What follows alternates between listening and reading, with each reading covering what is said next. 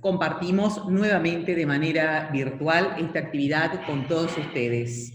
En el marco del 44º aniversario de Fundación Mediterránea, presentamos a los señores economistas, jefes del IERAL de Fundación Mediterránea, Juan Manuel Garzón, Gustavo Reyes y Jorge Vasconcelos, quienes nos hablarán acerca de las perspectivas macroeconómicas para el 2021. Brindamos la cordial bienvenida a las autoridades nacionales, provinciales, municipales, de los 3 poderes del Estado conectadas por esta herramienta vía Zoom. Presidentes de diferentes instituciones, de universidades públicas y privadas, economistas del IERAL, empresarios, socios de todo el país donde Fundación Mediterránea cuenta con sus filiales regionales, autoridades de la prensa, empresas sponsor que presentamos en el video de apertura de cada reunión, señores miembros del Consejo de Administración, señora Presidente María Pía Astori, muy buenas tardes, bienvenidos. Cedemos la palabra a los señores expositores del Instituto de Estudios sobre la Realidad Argentina y Latinoamericana. Adelante, el primer lugar para Juan Manuel Garzón. Muchas gracias. Bueno, buen día, buenas tardes a todos. Gracias, Miriam, por la palabra. Como hacemos habitualmente, les voy a compartir una breve presentación. Hoy nos toca disertar a 3 economistas, así que en mi caso voy a hacer unas referencias breves a lo que sería la macro, algunos números macro del sector agropecuario, ¿no? Un sector siempre importante y entiendo yo particularmente importante en este año, en dos frentes. Uno bueno, motorizador de la recuperación de la economía, en la mejora de ingresos y en la generación de divisas. Y también, si esto se concreta, que nosotros entendemos que va a pasar, una mayor atribución, una mayor participación en los recursos fiscales, ¿no? Vía recaudación de derechos de exportación. Pero bueno, les comparto la presentación y arranco breve. Si ustedes recuerdan, el año pasado y en nuestros informes de coyuntura semanal hacíamos referencia al fenómeno La Niña y teníamos miedo sobre el impacto que podía tener sobre la cosecha de este ciclo, sobre todo los cultivos de verano. Bueno, la Niña generalmente traía sequía y efectivamente trajo sequía este año. Ahí tienen algún mapa en donde se ven algunas zonas, esto era febrero, es decir, hace un par de meses atrás, un momento crítico para cultivos, y La Niña trajo una sequía de distinta intensidad en algunas zonas, por ejemplo, Buenos Aires, norte de Buenos Aires, una intensidad bastante fuerte. Ahora, cuando uno analiza, cuál puede ser el impacto sobre los rindes, afortunadamente, lo que se está viendo es que el daño generado por La Niña ha sido menor que en otros eventos similares, ¿no? Acá tienen cuatro campañas que fueron afectadas por La Niña, y en el caso de los rindes de soja, en todos esos eventos hubo una caída de rindes medios.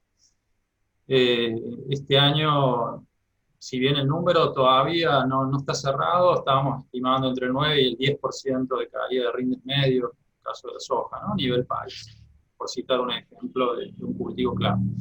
Pero fíjense que es menor a la caída que hemos tenido en otros eventos, en otras sequías en años pasados. La producción ya va tomando forma, o sea, el número final ya va tomando forma, los equipos están entrando a los campos, así que los rindes ya empiezan a tomar cuerpo, a definirse, en base a las bolsas, a las mismas estimaciones del Ministerio de Agricultura. Nosotros estamos trabajando con una producción de 120 millones de toneladas, 10 millones de toneladas menos respecto de la campaña pasada. Es un buen volumen, ¿sí? Si bien me hubiese gustado, por supuesto, mantener el volumen del año pasado o incluso mejorarlo, estamos en términos históricos 120 millones de toneladas, la verdad que es un gran trabajo hecho por nuestro sector agropecuario, ¿no? De la mano ahí de las campañas de maíz y soja, básicamente los dos grandes cultivos que tenemos hoy en Argentina. En materia de precios, para tener un pantallazo, acá tiene el caso de la soja, precios internacionales, sabemos que los precios están altos, y lo que estamos viendo en las últimas semanas, si quiere ya algunos meses, es que los precios están estabilizados, relativamente estabilizados en este nivel, por ejemplo, en el caso de la soja, cerca de los $500. ¿Sí? Y están ahí moviéndose en torno a ese valor. La mejora respecto del año pasado, fíjense que es muy significativa. En esta época, el año pasado, teníamos precios de soja, precio internacional, ¿no? Este es el precio de exportación, de $320, $330. Y si uno amplía el análisis en comparación con los máximos, bueno, estamos cerca. La soja ha estado más cara, sobre todo si uno corrigiese acá por inflación en dólares, que ha habido un poquito de inflación en este periodo, pero hemos tenido allá por los años, fíjense, 2012, 2013, 2014, precios de 540, 550 y en algunos momentos precios todavía más altos. Así que los precios están bien, en muy buen nivel. ¿Qué hay por detrás de esta suba? Porque ustedes pueden ver ahí cómo se aceleró el nivel de precios. Y bueno, por detrás, a ver, está China, todos los barcos conducen a China, ¿no? Haciendo una analogía con la expresión de los caminos que van a Roma. En este caso son los barcos que están yendo a China. En este caso son los barcos sojeros, ¿sí? Esto para un día 9 de abril, ¿sí? Hace unos días atrás. Todo barco con granos que anda dando vuelta por el Atlántico o por los mares, parecería que China los captura. Hoy, en el último mes, ellos están con un volumen de importaciones de 147 millones de toneladas acumulado los últimos 12 meses. Es decir, uno suma las importaciones de los últimos 12 meses y nos damos esta cifra, 147 millones de toneladas. Son más de 10 barcos diarios, más o menos, que está comprando China, o que necesita China. Cuando uno mira cómo venía la serie, se nota clara la aceleración de las compras de China. Ellos, por ejemplo, el año pasado, en esta misma época, estaban en 105 millones de toneladas, han metido 40 millones de toneladas más en 12 meses, 40% de aumento, es un número espectacular. Y hay una recuperación, es cierto, respecto a niveles de 2018. Acá fíjense que hubo un valle, una caída. Se tomó respiro China durante algunos meses del 2019, probablemente asociado a algunos problemas que tenía con algunos de sus rodeos animales, pero bueno, ha vuelto y con todo. Es decir, la suba de precios internacionales tiene mucho más que ver con una aceleración de la demanda que con un problema de oferta. Y esto es importante porque en otros eventos de subas de precios internacionales, lo que se veía era un shock climático negativo, se caía la producción en algún país importante, y eso generaba el shock de precios. Ahora, ese shock se corregía al otro año, si se quiere, con la normalización de la producción, es decir, el clima se normalizaba, se recuperaba la producción y los precios volvían a cierta normalidad. Acá lo que tenemos es una aceleración de la demanda, un nivel de demanda nuevo para el mercado global, que no está claro hasta dónde llega, ¿no? Nosotros estamos, creo que está todo el mundo viendo un poco cuáles son los impulsores de esta gran aceleración de las compras de China. no solo de soja, sino recién estaban también todos los cereales.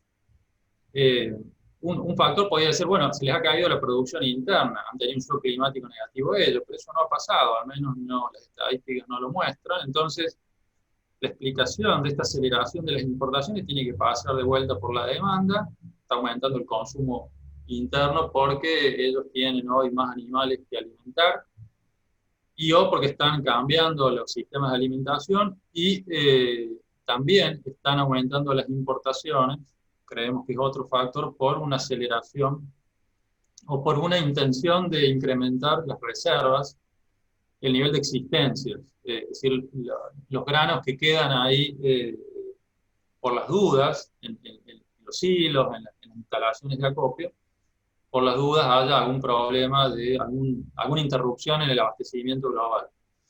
Nos parece que China está yendo hacia niveles de existencias, sobre todo en soja, que no hemos visto en años anteriores, y en otros casos por ahí está tratando de contener o de recuperar existencias que ha perdido en estos últimos años. La pregunta de fondo es esta que tienen aquí en pantalla, ¿no? ¿Cuánto más puede persistir este fenómeno? Así, ¿hasta dónde llega cada uno de estos dos fenómenos que están acá en verde? La recomposición del stock de animales, el cambio en los sistemas de alimentación y las existencias deseadas, ¿no? Y en el caso de las existencias deseadas es más complejo todavía de saber por el rol muy importante que tiene el gobierno chino. Es decir, no es solo una cuestión de mercado, de los actores del mercado, sino también de decisión política del gobierno chino de llevar las existencias a los niveles que ellos consideren prudentes para enfrentar posibles situaciones de desabastecimiento en el futuro. Ahora, la respuesta a esa pregunta al final no es clara, no la tenemos nosotros. Cuando uno analiza lo que está pasando en el mercado de Chicago con los que se llaman los agentes no comerciales, que son aquellos que están entrando y saliendo del mercado con fines especulativos, del mercado de granos, el espíritu en general de estos agentes no comerciales es comprador, o el sentimiento que está plasmado en los contratos que ellos van comprando, van tomando, comprando, vendiendo. El sentimiento que domina hoy es a precios que pueden seguir subiendo, es decir, a precios sostenidos, pero si uno ve el caso de la soja, ¿sí? Lo que se ha visto en las últimas semanas es como que un poco han empezado a dudar los agentes en cuanto a que si no se habrá llegado ya al techo del precio y es mejor y es momento ya de empezar a salir. Por ahora no lo están haciendo, al menos no en forma masiva, pero esta es una variable, me parece interesante a seguir, ¿no? Cómo van cambiando las emociones, llamémosle así, de los agentes no comerciales y las decisiones que van tomando en función de estas emociones y de los análisis, por supuesto, que ellos hacen de lo que está pasando y puede pasar en los mercados de commodities. Ahora, el punto principal de esta breve presentación era este, que ya estoy llegando al final, esto de, bueno, ¿cuál puede ser el aporte extra del sector a la macroeconomía o a la economía argentina en este 2021? Básicamente en lo que es exportaciones. Las exportaciones son ingresos y además son divisas, ¿sí? Cumplen el doble rol, generadoras de ingresos, pero también generadores de divisas, es decir, nos interesan a todos, al Banco Central y al resto de actores de la economía para motorizar la economía. En lo que va del año, si usted ve en el primer bimestre, marzo está por salir ahora, pero tenemos el primer bimestre, ya las exportaciones de granos y de sus primeros derivados industriales han sido récord históricos. Medidas en moneda dura, ¿no? En dólares, 5.000 millones de dólares, y es una cifra que no habíamos visto anteriormente. Acá tienen los primeros bimestres de los últimos, desde el año 1992. Y la participación de este grupo de productos, que son los granos, insisto, y sus primeros derivados industriales, también ha sido récord del 51,6% de los dólares comerciales totales generados por el país en este bimestre, ¿no? no habíamos alcanzado nunca esa tamaña agrodependencia, llamémosle así, de nuestras exportaciones. Esto del primer bimestre, si uno proyecta volúmenes, toma precios futuros y bueno, hace algunas simulaciones, puede estimar o tener alguna dimensión de lo que puede ser las exportaciones totales en el año de estos productos, y nosotros estamos ahí en una cifra de 34.400 millones de dólares, una variación de 8.000 millones de dólares. ¿Sí? Para que tengan referencia, son 2 puntos del producto. ¿Sí? Es decir, el aporte adicional en materia de ingresos y de divisas, porque son las 2 caras acá de la misma moneda, son 2 puntos del producto, puede ser 2 puntos del producto si se convalida estas estimaciones que estamos haciendo. Así que es un aporte significativo que no solo le interesa al sector privado, al mismo sector agropecuario, sino también al fisco, porque ustedes saben que la principal base imponible que tienen los derechos de exportación son justamente los flujos de exportaciones agroindustriales.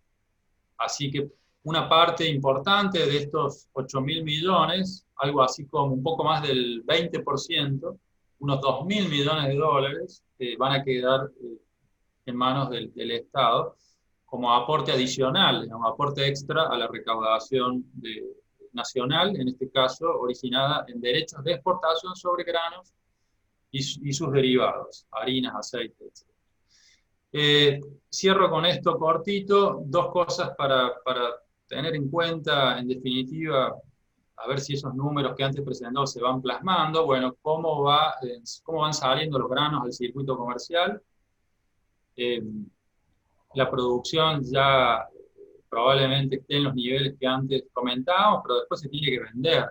Entonces es importante que la producción vaya saliendo lo más rápido posible. Por supuesto que es decisión de los productores, ellos evaluarán cuándo.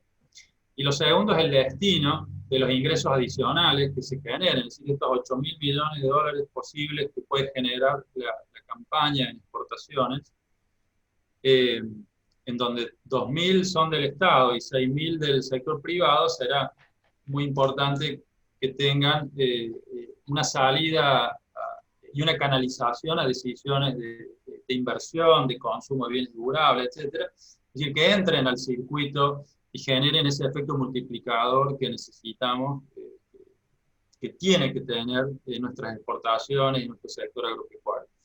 Bueno, esto es todo de mi parte. No sé si he ido muy rápido. Gracias por la atención. Muchísimas gracias, Juan Manuel Garzón. Ahora sí, el segundo turno para el señor Gustavo Reyes. Bueno, buenas tardes a todos. Es un gusto estar nuevamente charlando de cómo vemos la economía para este año. La estructura va a ser básicamente la que siempre acostumbramos. Vamos a hablar un poquito del mundo, muy rápido porque no hay tiempo. Y después sí, nos vamos a dedicar un poquito a lo que está pasando y creemos que va a pasar acá en Argentina. Bueno, del mundo muy rápido, Juan ya comentó el excelente momento de precios internacionales que tiene la Argentina. Cuando miramos el mundo, la verdad que la mayoría de los países se están recuperando. De los 195 países que monitorea el fondo, 180 van a tener un crecimiento positivo. Y acá lo que hay que destacar es el fuerte crecimiento de Estados Unidos. Miren, Estados Unidos, las estimaciones de crecimiento de Estados Unidos para este año del Fondo Monetario, las que hizo en el mes de octubre eran cercanas al 3%. Hoy acaban de salir hace muy poquito las nuevas estimaciones en abril para este año y se han más que duplicado. El fondo espera que crezca casi 6,4% Estados Unidos. Esto es un crecimiento enorme, básicamente potenciado por el paquete expansivo fiscal de Biden, donde prácticamente mantiene constante el enorme déficit fiscal que tuvo la economía americana el año pasado, los 15 puntos del PBI los mantiene constante. ¿Y esto qué genera? Bueno, además de un fuerte crecimiento, probablemente muchos están especulando que la economía americana se puede sobrecalentar, crecer demasiado, más allá de su PBI potencial, y esto ha generado un aumento muy importante en las expectativas inflacionarias. O sea, hoy la inflación todavía aún no se ha disparado, sigue siendo baja, pero hay una presunción que esto puede pasar, y bueno, y este puede ser un cisne negro que puede empezar a alertar a la economía internacional, porque lo que sabemos de la economía americana es que cada vez que la inflación se empieza a acelerar, bueno, es el Banco Central en Estados Unidos el que le pone un freno a la economía, sube las tasas, y si esto pasa, ¿qué podría suceder? Bueno, que este clima internacional de tasas bajísimas, dinero que sobra en los mercados internacionales, dólar relativamente débil, precios de las commodities altísimos, bueno, claramente puede cambiar, y este viento de cola que hoy disfruta la Argentina, en el caso que la inflación en Estados Unidos se acelere, bueno, puede cambiar para mal, y ese es uno de los riesgos, no un riesgo que vemos para los próximos meses, pero sí es un riesgo a monitorear, sobre todo en la última parte del año, básicamente mirar lo que sucede con la inflación de Estados Unidos.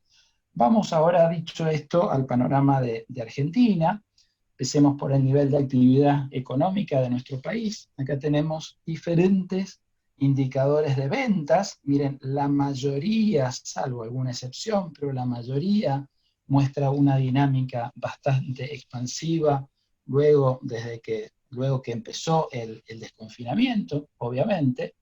Si vamos a indicadores sectoriales, miren, déjenme mostrarles cómo era la caída en el peor mes del confinamiento, en abril del año pasado. Todos los sectores caían, algunos sectores muy, muy fuertes, fíjense, cerca de 80%.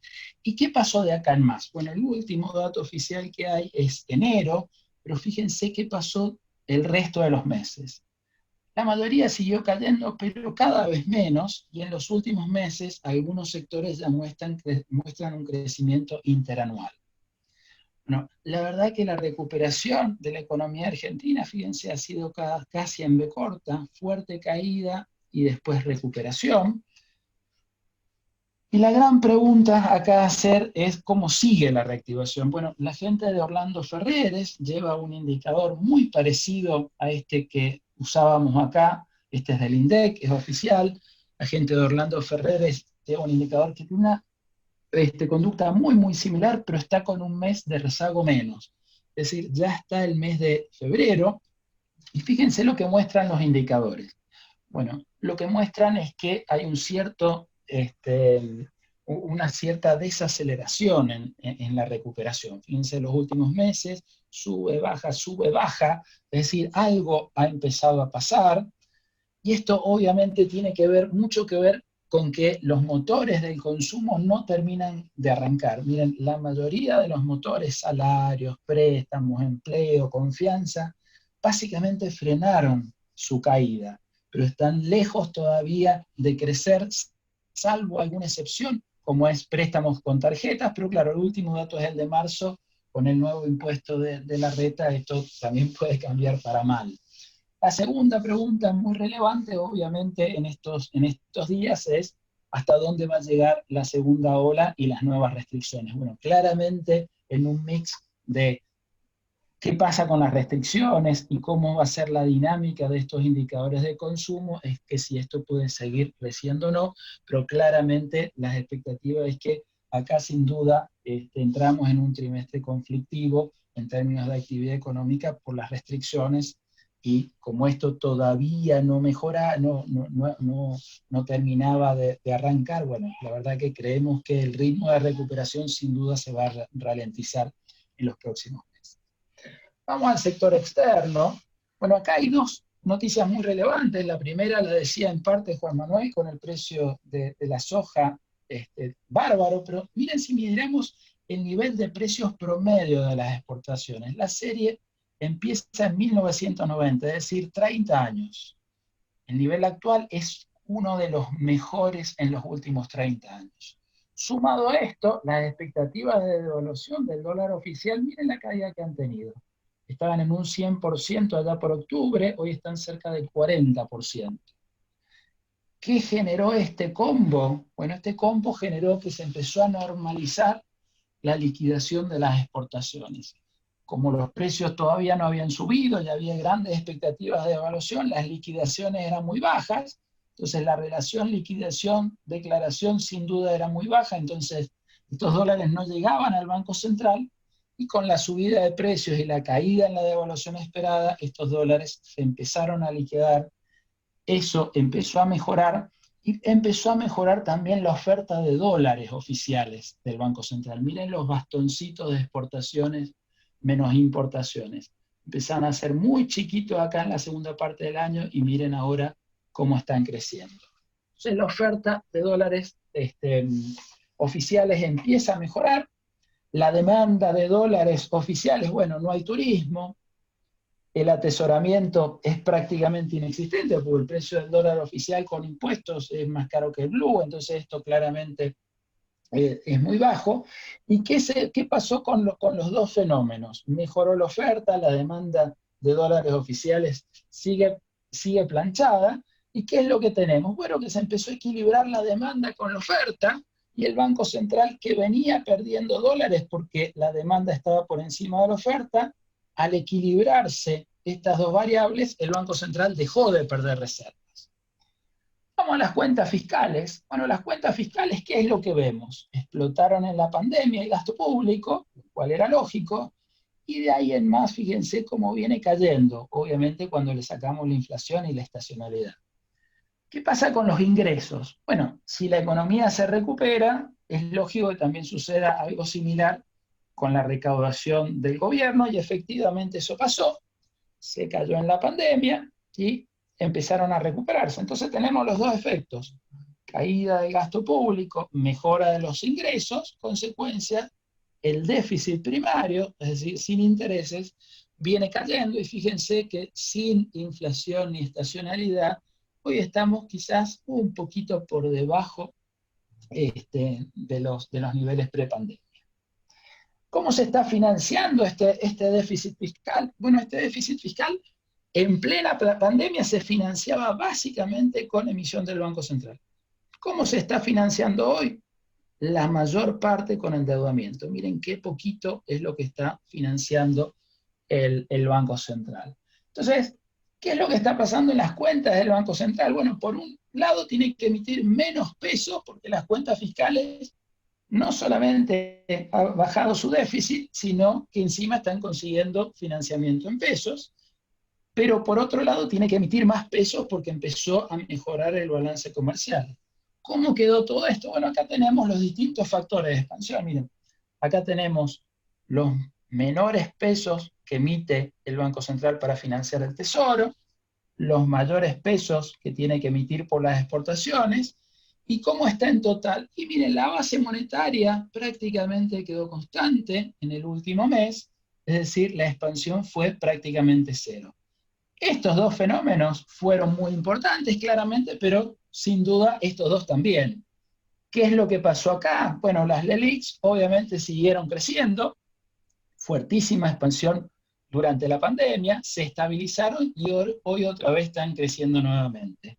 ¿Cuál es este otro que está acá? Bueno, si hay tiempo, después en las preguntas lo podemos detallar bien, pero esto es básicamente un mecanismo por el cual el Banco Central está vendiendo algunos de los bonos que tiene del Tesoro en el mercado contado con liqui, rescata pesos, y de esa forma no solamente trata de trata de afectar negativamente al blue, sino también rescata pesos en la economía, y eso ayuda a que no haya tantos pesos. La consecuencia de esto es obviamente que no puede acumular muchas reservas. Vamos al dólar oficial. Bueno, miren, acá tienen el dólar oficial en términos del poder adquisitivo de hoy. ¿Cómo estamos respecto del promedio histórico? Bueno, seguimos por arriba, 97 versus 89, pero ya estamos por debajo de lo que era el dólar oficial en octubre del año pasado. ¿Okay? Y si vemos la dinámica, no solamente del dólar en términos reales, sino de la canasta de monedas con los principales países que Argentina tiene relación comercial, fíjense que ha empezado a caer. ¿Qué quiere decir? Que ha empezado la inflación a reducir lo que llamamos los economistas el tipo de cambio real, Y si uno lo mide con este famoso índice del Big Mac, ajustado por todas las cosas que hay que ajustar, estos indicadores, bueno, fíjense que hay un pequeño retraso cambiario cercano al 20%, muy lejos del que hubo en la época de Cristina, del cepo, que era entre el 50 y el 60%, pero claramente acá ya empezamos a ver algún problemita. ¿Qué es lo que pasó? Bueno, lo que pasó es que el Banco Central sacó el pie del acelerador a la devaluación. Miren, los últimos días de enero estaba devaluando entre el 4,5 y 5% mensual, y en los últimos días empezó a devaluar un ritmo entre el 2 y 2,5%, es decir, desaceleró fuertemente la devaluación. Como la inflación siguió siendo enorme, bueno, el tipo de cambio real sin duda empezó a caer. ¿Qué espera el mercado? Bueno, más o menos parecido, fíjense lo que decíamos, acá una devaluación entre el 2 y 2,5, el mercado espera que por todo este tiempo la devaluación sea similar, hasta acá, que pegue un salto, fíjense, entre 3,5 y 4%, ¿cuándo? Y bueno, esta fecha es obvia, justamente después de las elecciones, ¿ok? ¿Qué pasa en este contexto con la inflación? Bueno, la inflación, la verdad que en un contexto que cada vez devalúa menos el Banco Central y encima ha desacelerado fuertemente la emisión monetaria, sorprendentemente la inflación no está bajando. Vamos a ver cuál es el número que dice el INDEC dentro de algunos minutos. Le falta muy poquito para saber cuánto es la inflación, pero se especula que va a estar por arriba del 4%, es decir, una inflación enorme estamos teniendo básicamente en los últimos meses. ¿Qué es lo que está pasando? ¿Por qué la inflación no baja a pesar de que están emitiendo menos y encima están devaluando bastante menos? Bueno, lo que sucede es exactamente lo contrario que pasó el año pasado. El año pasado se emitió muchísimo y la inflación no subió. ¿Por qué no subió? Porque bajó fuertemente la velocidad de circulación del dinero. Estábamos en pandemia, la gente un poco atrapada en su casa y con sus pesos, el dinero circulaba menos y eso ayudó muchísimo a bajar la inflación. Bueno, lo que tenemos ahora es que este fenómeno se va normalizando, está subiendo la velocidad de circulación del dinero y obviamente por más que el Banco Central esté bajando la emisión monetaria, como la gente se está sacando un poquito los pesos de encima, la inflación sigue estando en niveles elevados. ¿Qué creemos que va a hacer el gobierno de acá a las elecciones? Bueno, miren, acá tenemos la composición del IPC. La mitad de los bienes tienen que ver con el resto del mundo, con los dólares. ¿Qué va a hacer el gobierno? Mantener una devaluación lo más baja posible, de forma tal de frenar esto. ¿Lo puede hacer? Bueno, tiene dólares de la soja, buenos precios internacionales, los dólares del Fondo Monetario. ¿Cuál es la clave para que lo pueda seguir haciendo hasta las elecciones? La situación internacional. Que ese cisne negro que decíamos al principio de la inflación en Estados Unidos, obviamente no se acelere y no traiga problemas. ¿Qué va a pasar en el resto de los bienes? Bueno, las tarifas seguramente van a tener algún ajuste, pero por debajo de la inflación. Y para el resto de los bienes, lo que llamamos los no transables, bueno, obviamente estos controles de precios terribles. ¿Y en qué medida van a funcionar? Bueno, la verdad es que depende del ritmo de recuperación de la economía. Si la economía siguiese al ritmo que se está recuperando, es muy difícil que los controles de precios puedan dar resultado, como nunca dieron resultado. Ahora, si entramos en un confinamiento importante del COVID, bueno, obviamente los precios no van a reaccionar tan fuerte, pero no por los controles, sino básicamente por el problema de actividad económica. Bueno, déjenme resumirles y con esto voy cerrando la charla. Miren, la economía se está reactivando, el escenario externo es muy bueno, hay más dólares, bajaron las expectativas de devaluación, encima el Tesoro está ajustando, consigue financiamiento y el Banco Central está emitiendo menos. Todas excelentes noticias. ¿Qué dicen los mercados financieros? No están de acuerdo. Miren la prima de riesgo país, miren el precio de los bonos, miren el precio de las acciones. La pregunta es, ¿qué pasa? ¿Por qué todo esto que parece bárbaro no da resultado acá? ¿Qué es lo que está pasando? Bueno, bastante simple. La verdad es que hay muy poquitas vacunas y esta nueva ola del COVID están oscureciendo fuertemente el panorama de reactivación y por lo tanto de la mejora fiscal. Por otro lado, hay enormes discusiones internas en el gobierno por el tema qué hacer con las tarifas, debilitan más el frente fiscal. La política monetaria, si bien ha mejorado muchísimo, ¿en qué se está sustentando? Mayores LELIQs, este rulo, que obviamente sabemos que es temporal, y en cuentas una mejora por ahora muy precaria de las cuentas fiscales.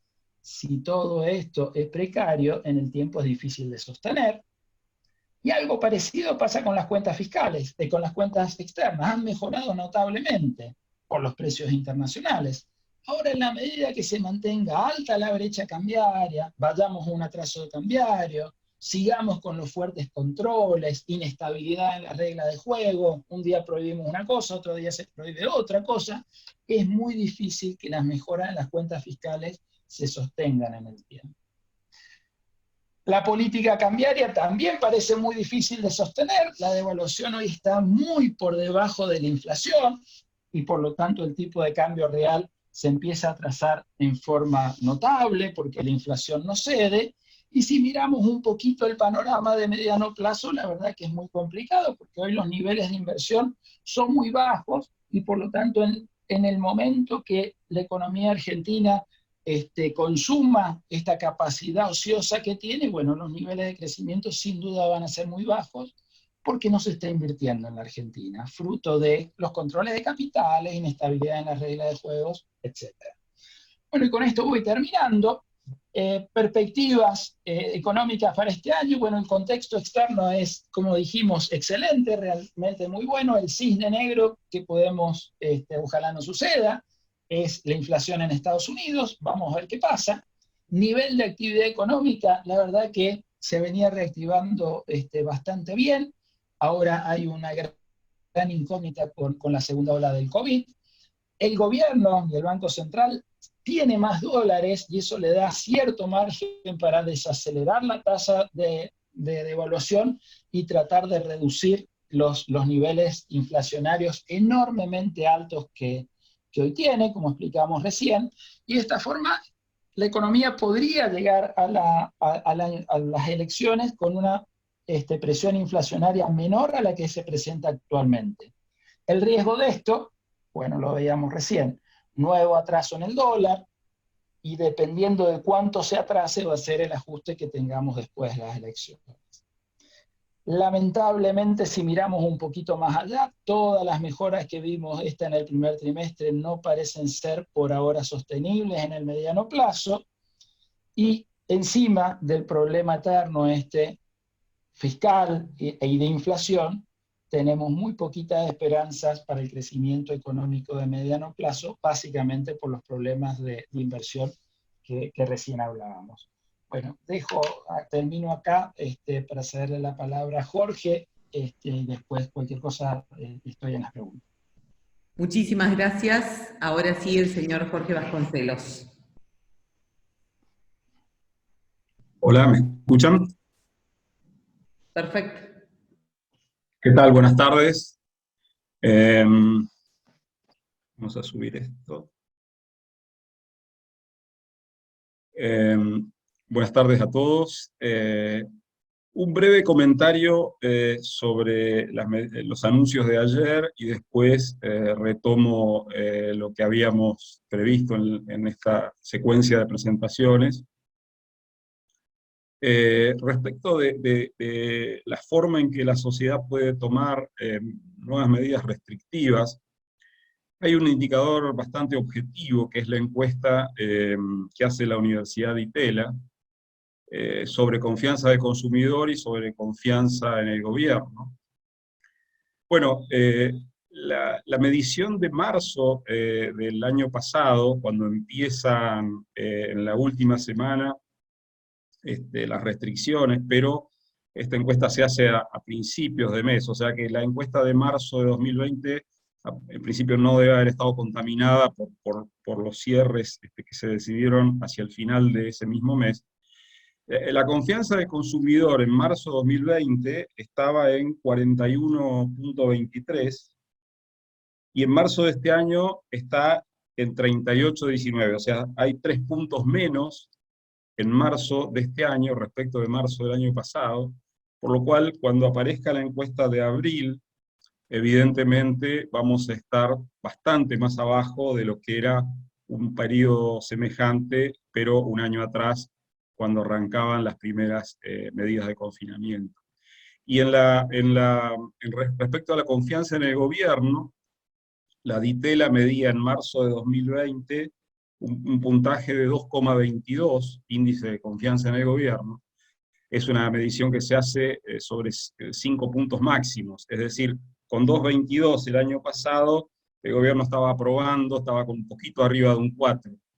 Esa medición en marzo de este año daba 1,78, o sea, por debajo de 2, por lo tanto, había un aplazo dado a la gestión de gobierno por parte de esta medición que realiza la Universidad de Itela, y siempre estamos hablando de marzo de este año, es decir, antes de que se conocieran estas nuevas medidas que se anunciaron anoche. Entonces, el contexto para la recuperación, de la continuidad de la recuperación de la economía que planteaba recién Gustavo, debe incluir como variables la confianza en el gobierno y la confianza en el consumidor, y todo indica que cuando estas mediciones se vuelvan a hacer para abril de este año, va a haber un deterioro significativo respecto de lo que era esta misma situación en marzo del año pasado.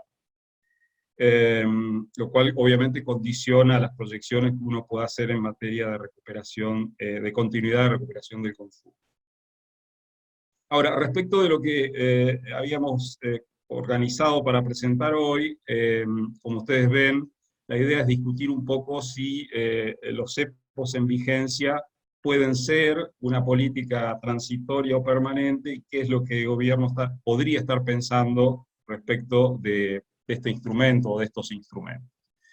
Y para poner en contexto esa discusión, recurrimos a este cuadro cuya autoría es de Gustavo Reyes, un artículo muy bueno que hizo en 2019, donde se pasa en limpio el hecho de que la política económica no puede aspirar a todos los objetivos al mismo tiempo. Este famoso trilema, la Trinidad imposible, ha reconocido además todas las variantes en la Argentina si uno mira la experiencia de los últimos 30, 40 años.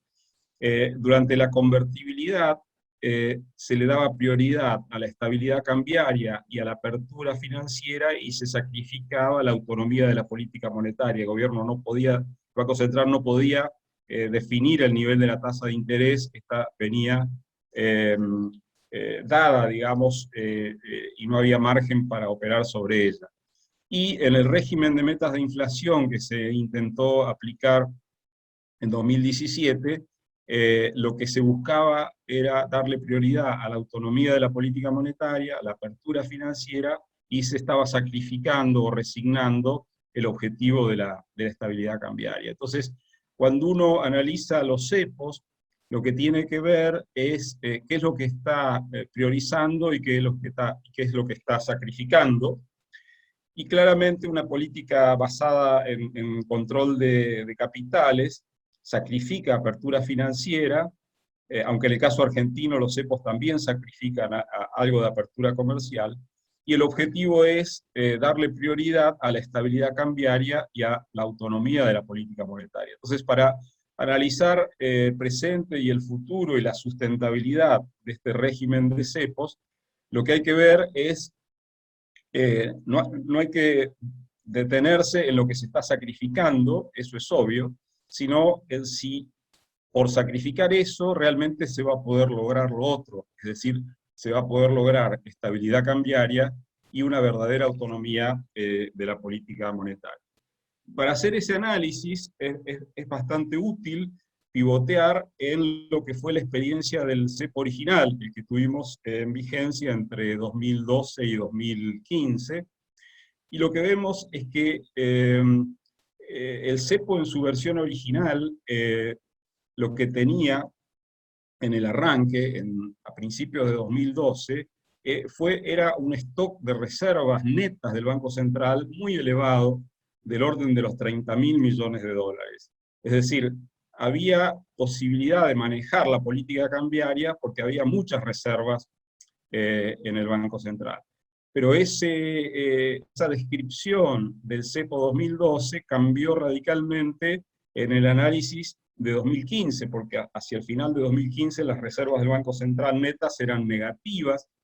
Entonces, el cepo original, en realidad, había perdido hacia el final la capacidad de controlar y manejar la política cambiaria, y simplemente no hubo un desborde o un desorden de la economía por ese factor, por el hecho de que a partir de mediados de 2015 las expectativas empezaron a ser positivas respecto de cómo habría de manejar el siguiente gobierno esta cuestión, expectativas que obviamente después se vieron frustradas.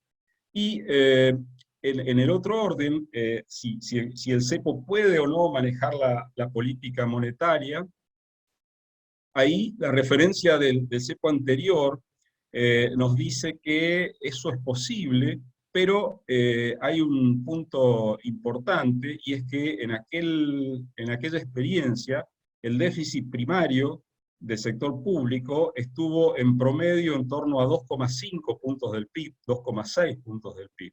En cambio, con el actual cepo, el déficit primario del año pasado fue de 6,5 puntos del PIB, y este año de 4,5. Entonces, hay una diferencia importante entre las dos experiencias, y todo indica que si van a aparecer problemas en cuanto al cumplimiento de los objetivos del cepo, estos van a aparecer primero por el plano monetario, debido a que hay indicadores como la deuda remunerada del Banco Central en relación a la base monetaria o a los depósitos bancarios, que están recorriendo un camino que plantea problemas no tan fáciles de resolver de cara a 2022 y 2023, obviamente. Si uno mira hoy, por ejemplo, ya los pasivos remunerados del Central, las LELIQ y los PASES, están devengando intereses del orden de los 95.000 millones de pesos mensuales, y si uno mira qué significa eso sobre la base monetaria, eso es el 3,8% mensual de la base monetaria. Es decir, que si por arte de magia se pudiera llevar a cero toda la emisión monetaria de origen fiscal, de todos modos la base monetaria estaría aumentando para pagar los intereses en 3,8% mensual, lo cual obviamente le pone un piso muy alto a la tasa de inflación existiendo esta relación. Ahora, digamos, la pregunta es si el cepo está concebido desde el punto de vista de gobierno como una política transitoria o una política permanente. Si uno tuviera en cuenta las declaraciones del actual presidente en la época del cepo anterior, cuando dijo que los cepos eran como una piedra en la puerta giratoria, impedían la salida de capitales, pero por esa misma razón los capitales no entraban. Si uno se atuviera a esa declaración hecha en aquel momento, uno diría, bueno, el gobierno inevitablemente tiene que estar pensando el tema del cepo como algo transitorio, porque mantener la piedra en la puerta giratoria todo el tiempo puede tener algún éxito respecto de evitar salida de capitales, pero obviamente no va a generar entrada de capitales, y por lo tanto se va a ver muy afectada la tasa de inversión si no entran capitales. Entonces, ese interrogante en realidad es para mencionarlo, no vamos acá en esta presentación a sacar una conclusión sobre ese punto, pero sí es útil ver qué significaría mantener un control de capitales muy prolongado en el tiempo. Y ahí está el caso de Islandia. Islandia tuvo una crisis bancaria en 2008, y fue un caso exitoso en cuanto a recuperación post-crisis, pero fue una recuperación que no estuvo basada en la inversión. Fíjese el gráfico países europeos 5 años después de la crisis, cada una en su momento, digamos, son distintas fechas, muchas de ellas en 2008, pero no necesariamente 2008. Bueno, los dos países que menos tasa de inversión tenían 5 años después de la crisis eran Grecia e Islandia. Es decir, el control de capitales muy estricto de Islandia tuvo como víctima la tasa de inversión que se ubicó durante bastante tiempo en ese piso del orden del 15% sobre el PIB. Y el programa de Islandia, de estricto control de capitales, se llevó adelante en acuerdo con el Fondo Monetario. No era una política que no estuviera avalada por el Fondo Monetario. ¿Y por qué Islandia tuvo crecimiento, pese a que tuvo una tasa de inversión del 15% del PIB durante varios años? Bueno, hubo un milagro. El milagro es la erupción de este volcán, cuyo nombre aparece ahí abajo, pero que no me voy a atrever a leer. Una erupción que todos recordarán en 2010, paralizó los vuelos en Europa durante un montón de semanas, erupción que puso en el radar del turismo de aventura a Islandia, y después de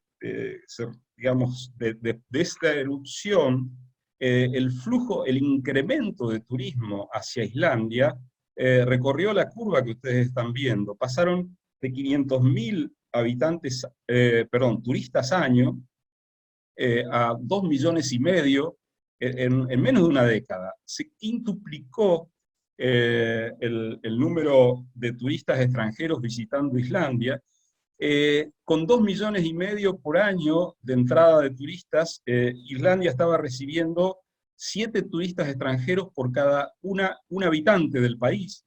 Países muy exitosos en turismo como Francia, España, reciben en épocas normales 2 turistas extranjeros por un habitante. Es decir, esa relación de 7-1 entre turistas y habitantes muestra la importancia del boom turístico que tuvo para Islandia, digamos, y no necesitó de inversión durante una buena cantidad de años para lograr crecimiento. Bueno, el punto es que Argentina no se parece a Islandia, no se puede parecer a Islandia, por el hecho de que es una economía argentina mucho más cerrada que Islandia. Es decir, vender servicios del modo que vendía Islandia, implicaba un impacto sobre el PIB de una magnitud que obviamente para el caso de Argentina no es posible replicar. Y lamentablemente además, en el caso de Argentina, lo que tenemos es un control de capitales estricto, pero además tenemos muchas restricciones en el funcionamiento de lo que se llama la cuenta corriente, es decir, el comercio exterior de bienes y servicios. Y al tener muchas restricciones el comercio exterior, tanto de bienes como de servicios, el impulso exportador y el impulso inversor en la Argentina enfrenta problemas serios. Fíjense, ese gráfico es la relación de precios implícitos entre la inversión y el PIB, o sea, pone los precios de la inversión, o el costo de la inversión, en relación a los precios promedios de la economía, que son los precios del PIB. Fíjense cómo con los cepos el costo de la inversión aumenta, tanto en la experiencia inicial como en la experiencia actual, y aumenta de modo muy significativo. Es decir, que podemos tener mejora en los términos de intercambio y tener más ahorro, pero parte de ese mayor ahorro en realidad se sacrifica en términos de que se encarece la inversión y por ende ese ahorro rinde menos. O sea, Argentina quisiera replicar durante muchos años el modelo de Islandia y aplicar a su vez su propia receta respecto de restringir el comercio exterior, estaría en el peor de los mundos, porque no tendría mucha inversión y además la inversión sería cara y por ende esto desalentaría todavía más el proceso de recuperación de la inversión. Si uno piensa por un instante al cepo como un instrumento que no va a poder garantizar que la política cambiaria y la política monetaria estén bajo control durante años y años, y por lo tanto necesita pensarlo como un instrumento transitorio, Entonces ahí el foco del análisis, del diagnóstico y de la definición de políticas se desplaza hacia este tipo de cuestiones que enumeramos aquí.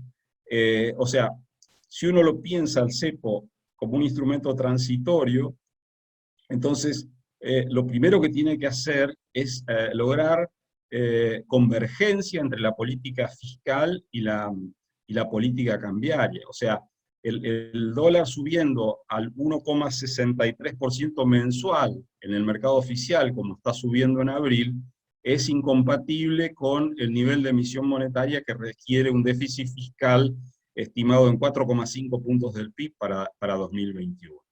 Y esa convergencia de la política fiscal y cambiaria es clave para evitar que los desequilibrios se acumulen, engorden y a posteriori detonen.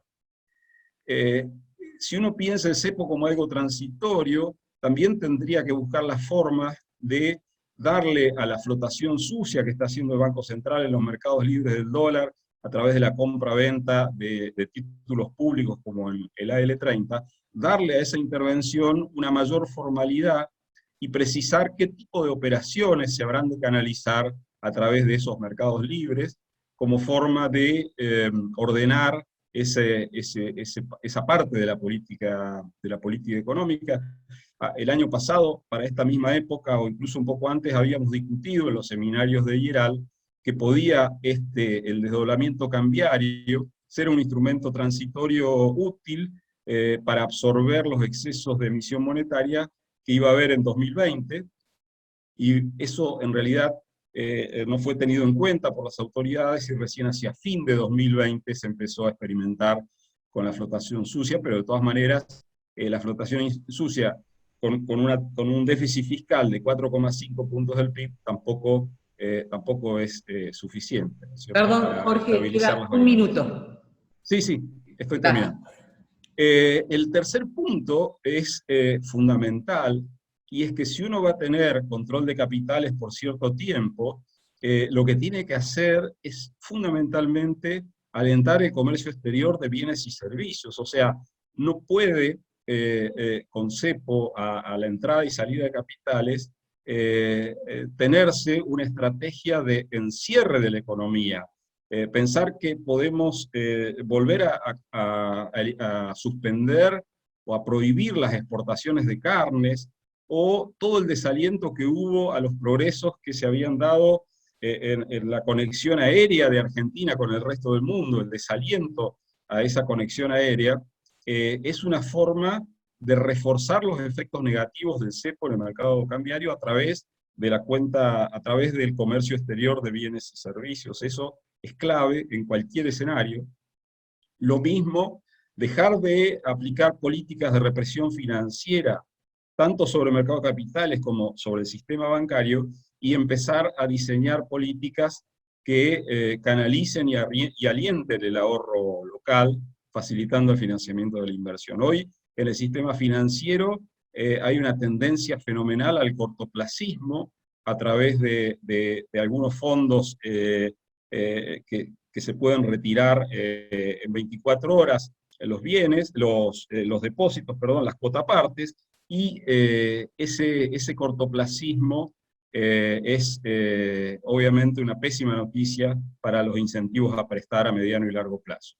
Y el quinto punto es que si uno piensa en lo que necesitan las provincias, lo que necesitan las empresas, es una baja fuerte de riesgo país, y eso solo se va a poder lograr si hay un acuerdo y una negociación en serio con el Fondo Monetario Internacional. Fíjense el caso de estos países, y con esto termino: Angola, Egipto, Pakistán, que cerraron acuerdos con el fondo de distinto tipo de créditos, y demoraron 2 años, 2 años y medio en volver al mercado de capitales, emitiendo deuda en el mercado a tasas de interés. Fíjense, Pakistán, el 6% en plazos más cortos, Egipto 5,6%, Angola 8%. Es decir, una negociación que lleve a un acuerdo fructífero con el Fondo Monetario sería una forma de dejar de pensar el cepo como un instrumento permanente y generar posibilidades tanto a las provincias como a las empresas de volver a pensar en términos de inversión, cosa que hoy no es posible con el nivel de riesgo país que tiene la Argentina. Eso era todo lo que había pensado presentar hoy. Gracias. Muchísimas gracias a los tres. Como bien sabemos, tenemos que continuar con otras reuniones vía Zoom, por lo que en el chat les dejamos escrito cuáles son los emails de los tres expositores, y si no, cualquier cosa nos escriben al celular. Muchísimas gracias, y tengan en cuenta que la próxima semana los esperamos en la reunión de trabajo, también vía Zoom, con el orador invitado, el señor Horacio Rodríguez Larreta, jefe de gobierno de la ciudad de Buenos Aires. Muchísimas gracias a todos.